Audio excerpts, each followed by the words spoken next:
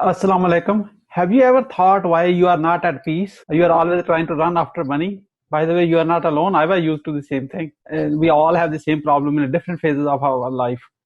However, today my guest, Mohammad Tarique Siddiqui from Suwanee, Georgia, he is going to share with us three things. How many? Three things. How we can be at peace all the time. Because there's a reason where there are very few people who are at peace. And of course, we learn from our mentors' wisdoms, just like we are going to learn from our guest today. Join me to welcome Mohammad Tarique Siddiqui. Welcome. Assalamu alaikum. My name is Mohammad Tarique Siddiqui. I live in Suwanee, in Georgia. Thank you so much for joining us today. Tarique, let me start with this. Where were you? What happened? Who you were surrounded with? And who inspired you to do what you do today? I was in West Palm Beach, Florida, and there I got some involvement with the local masjid down there on Purdy Lane. And after some friends of mine who insisted that I should run for some office in the masjid, I decided that the best thing would be to run as a treasurer because of my financial background. So what are you doing today, by the way? So tell us. I have been in a hospitality industry from the last some 25 plus years. I started my career with the Hyatt Hotels. I moved from there to a management company that manages hotels, and I had worked for some very large corporation with a portfolio of 110 plus hotels. It's a big company in Atlanta, and now I am basically have my own company, and I do consulting with the hotels. And I've spent all my life in the hospitality industry. Wonderful, mashallah. So what are your immediate plan to grow your business? Mashallah, I've been doing my own business since 2010. And, the whole idea is that you can run for money. You can make a lot of money. But at the end of the day, you need to look at it to see, would you have the time to spend the money on your part, or would you have the time to spend your time for Allah? Because money is not the everything in life. What are your plans to grow your business? My business, I don't need to grow my business. My business is okay. I've got consulting with few companies. And I just don't want to grow, because if I grow, then I would not have time that I need to spend where I'm trying to put my focus on a masjid that I'm involved with in the city of Suwanee. MashaAllah. That's the definition of being a content. That's the definition of being at peace. How many of us, you're watching, I'm with you, by the way. So are we at peace? I have no idea. I know I am at peace, by the way, because I'm on a mission. I'm going to share with you in a moment. However, are you at peace yourself? If you're watching this, why not you write a comment underneath and let us know if you're at peace. And content fulfilled what you're doing right now in your life. We want to know, because if you're from Suwanee, we should meet. If you're from Atlanta, we should meet someday, at least on Eid. If not, if you're from all over, from anywhere outside, we should know each other at least. We should become a friend. Why not? Because everything starts with a friendship, and friendship, then after that, the dialogue starts. We want to continue with this one. I can tell you're going to share with us some really gem, like a piece, how to achieve that one. I'm going to start that question. What are the 3 actionable steps that someone who is watching right now can use in their life, in their personal life, in a business life, so that way they are at peace and content fulfilled, just like Tarique, you are right now? How can we do that? The first thing I think if one can achieve that, is one really has to be honest and trustworthy. If those two things, if they combine together, if you can get to that, then that paves to the second level, where you then can find yourself to a level of contentment. Because the biggest problem that we human being have is that we are always in search of more. We don't even know what our need is. The want overcrowds the need, and we are always in a mode of want, and we think that's our need. So if you can differentiate between your need and a want, then inshallah you will get to that level of contentment, where you feel that what Allah has given you is good. Many people are out there who don't even have what I have, and yes, there are many people who have got more than what I have, but I am not going to look at the people who what they have more, because my father many years ago, when he was alive, he told me that if you want to know how successful you are in education, look somebody above you, and if you want to know how good you are monetarily, look somebody below you.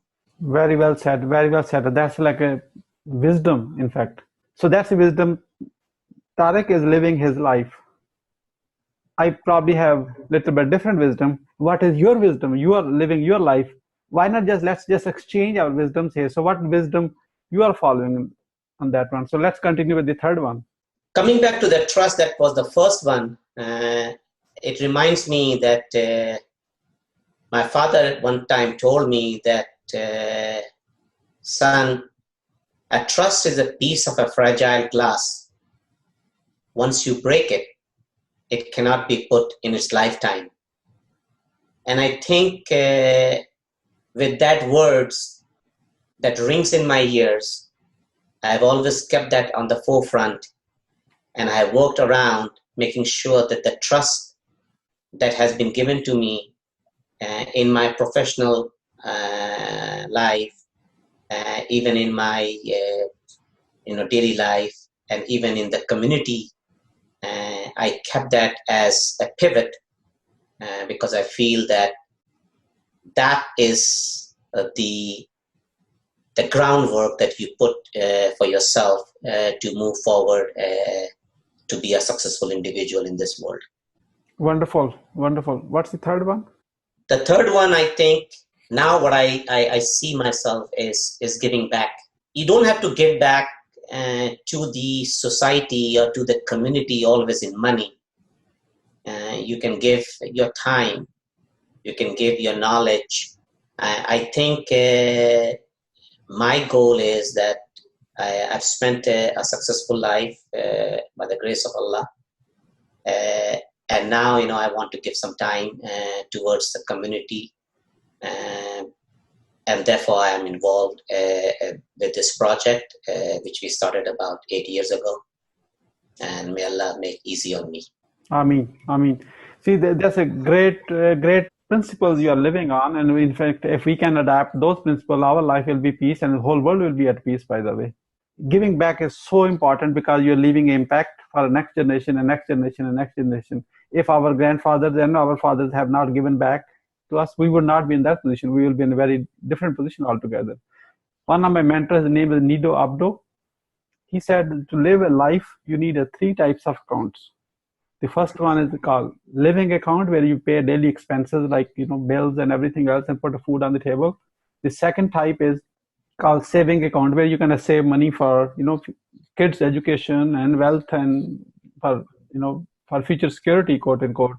And the third one is just like you said, the giving back. There's a giving account. The giving account doesn't have to be a bank account. It's just a mental account. Until it's in your mind that you have to give, there's no way you're going to give to something. Usually money moves from your saving account to a giving account. And some people have a physically, definitely separate bank account. It's all up to you. You don't have to have a separate account. So here is my question. You are watching still this, you like what we are sharing so far. Why don't you tell us what's in your giving account?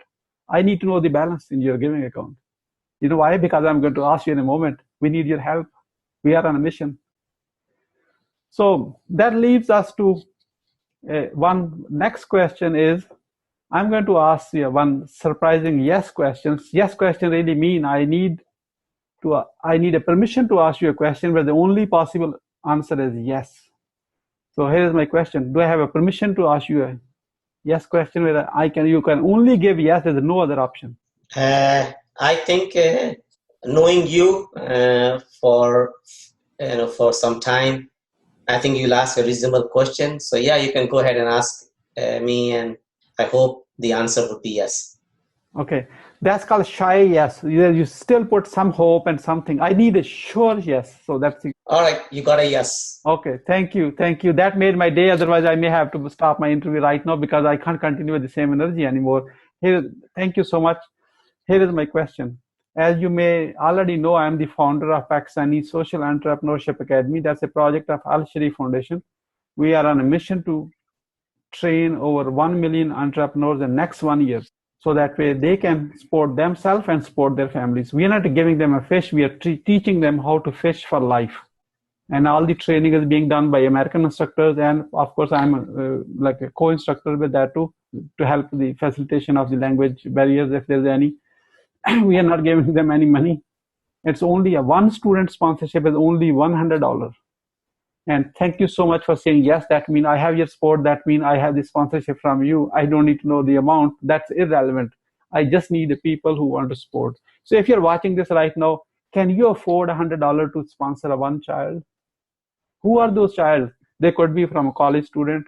It could be in your own family, by the way, back home. It doesn't have to be from anywhere. It could be in your own town where you've grown up. It could be in your own street grown up. It could be your own relative.